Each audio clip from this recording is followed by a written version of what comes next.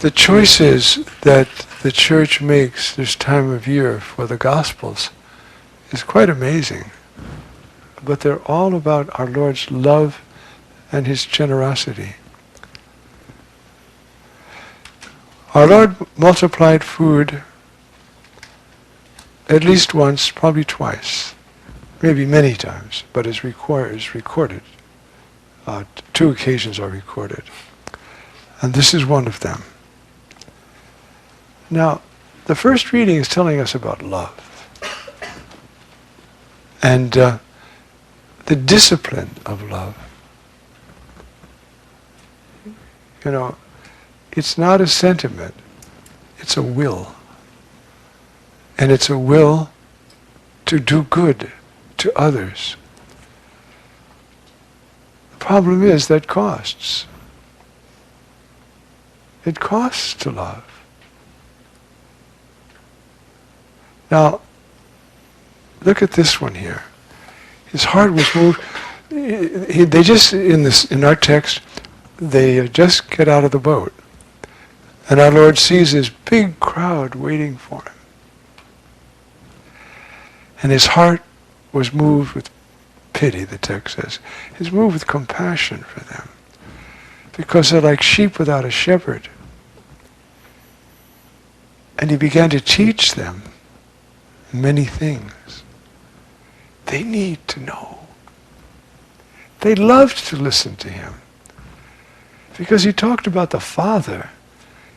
He talked about love. He talked about what they should do to straighten out their lives. He didn't just talk about the law. And they loved to hear. And it was clear that he knew what he was talking about. This man is telling us what's true. And this is who God really is. And then he shows them.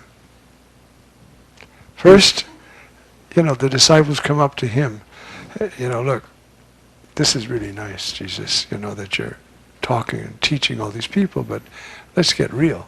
They got to eat. Origen, one of the great fathers of the church, puts a line in our Lord's mouth that's not in the text, but it's beautiful. He says, do you really think they're going to get something away from me that they can't get with me? The disciples are so great. They think, well, teaching is nice, but now they got to eat, so send them away. Disciples don't change much, do we? He said, no, give them something yourselves. Puts the challenge right back on them. Doesn't he do that to us? Oh, Lord, take care of the poor. Take care of yourself. Give of your goods. Help. Doesn't he do that? That's how he multiplied food. That, evidently, I've never, as far as I know, I've never done it. But I know people who have. The most outstanding example is Father Rick Thomas. He multiplied food. Oh, he didn't multiply it. The Lord did. Lots for him. It started one Christmas Eve when he started working in Juarez, Mexico, with the people who were so poor that they lived by picking over the garbage. That's how they lived. And it was Christmas Day.